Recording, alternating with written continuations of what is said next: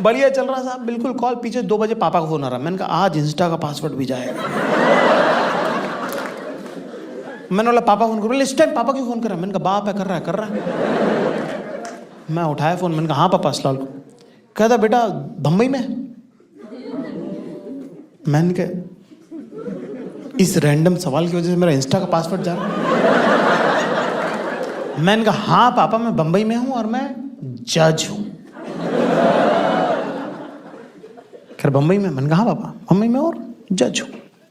कहते अच्छा बोले गाँव आजा बेटा फटाफट। मैंने कहा क्यों? मैं कहा मैं नहीं आ सकता क्योंकि मैं तो जज हूं। कहते नहीं इमरजेंसी है। मैं क्यों क्या हुआ? कहता है बेटा अब्बा जी की तबीयत बहुत खराब है, गांव आना पड़ेगा। मैंने कहा होगा नजला जुकाम टाइप का कुछ। मैंने कहा तो अब्बा जी की तबीयत खराब है तो मैं कहा मैं तो अभी शूटिंग के बाद आता हूँ। बोले नहीं बेटा अभी आना पड़ेगा। अच्छा बोल के ना मेरे पापा रोने लगे फोन पे। बहुत कम मौके होते हैं जब तुम्हारा बाप ना तुमको सहारा बनने का मौका देगा, कमजोर दिखेगा तुमको, मौका मत छोड़ना। मैं पूछना था पापा से कि क्या हुआ है। अब कैसे पूछूं? उनका बाप है ना, पापा के पापा है ना, ये कैसे पूछूं मैं सेंटेंस ऐसे फ्रेम किया मैंने। राजस्थान के एक गांव में थे ना, जयपुर एक बड़ा शहर है जहाँ पे अस्पताल होते हैं बहुत सारे। तो मैंने पूछा कि पापा जयपुर लेके आओगे कि गांव लेके जाओगे, क्योंकि बुआ के यहाँ है ना ये लोग। तो पापा ने बोला कि बेटा जयपुर ले जाने कुछ बचा नहीं है,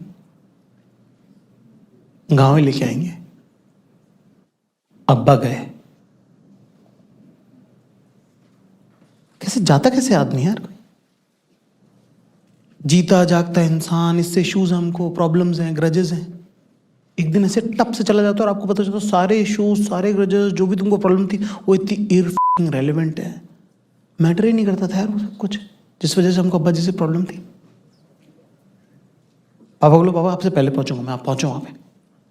कभी कभी ना बड़ी बात कह देनी चाहिए, ऊपर वाला देख रहा होता है।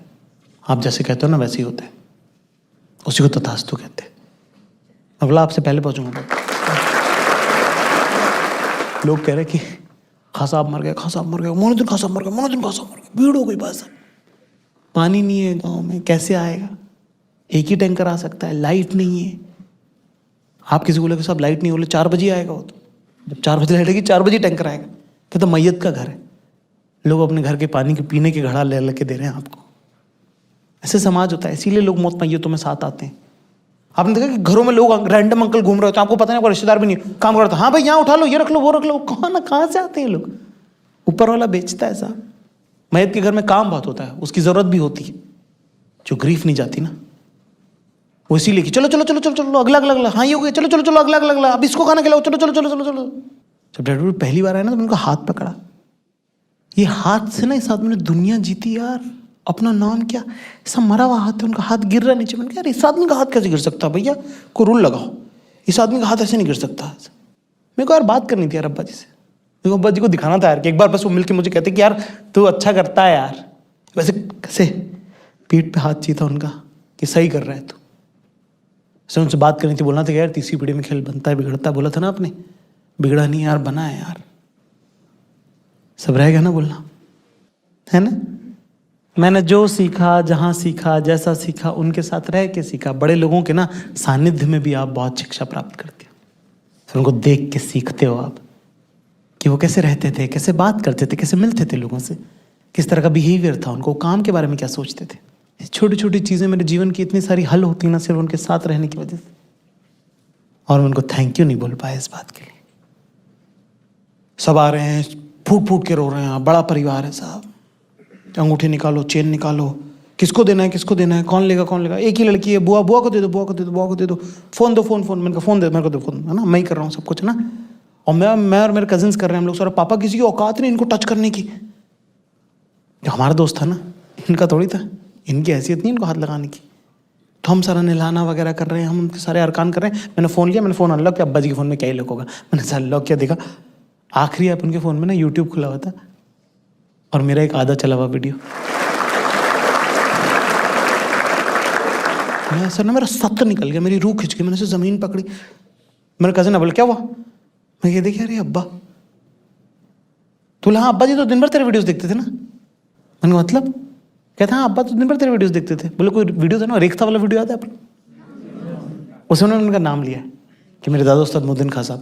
बोले दिन में 20 लोग आते हैं, 20 लोगों को बताते हैं कि ये मेरा पोता है बहुत बड़ा आदमी, ये मेरा पोता है बहुत बड़ा।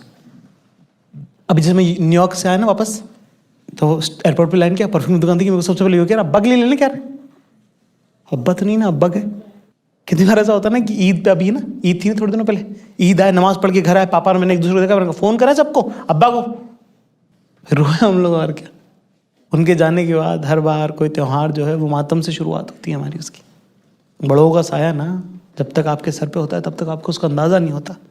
जब वो चला जाता है ना तब आपको लगता है कि उसकी कितनी ज़रूरत थी, वो कितनी हिम्मत देता है आपको। हमारा इंट्रोडक्शन था यार याद नहीं, 22 साल की उम्र तक कोई मुझसे पूछता ना कौन हो तुम, बोलता उस्ताद मोहद्दीन खां साहब के पोते हैं, जाकिर खान नाम है हमारा। इंट्रोडक्शन चला गया यार, हाथी जैसा आदमी मर गया, ये सब पट से चला गया एक दिन।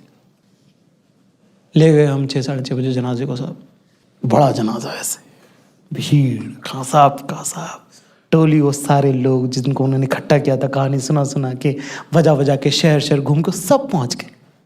अब्बा जी जैसा आदमी जब मरता है ना साहब तो बहुत लोगों में जीता है। मुझसे लोग बोलते हैं ना कि यार जाकिर बहुत अच्छे से बात करता है। मैं नहीं करता किसी अच्छे से, मैं तो खुद बहुत घमंडी, मैं तो मान रहा हूँ, मैं तो उनको कॉपी करता हूँ यार। I am not real Zakir Khan, I am first copy उस्ताद मोहद्दीन खां साहब।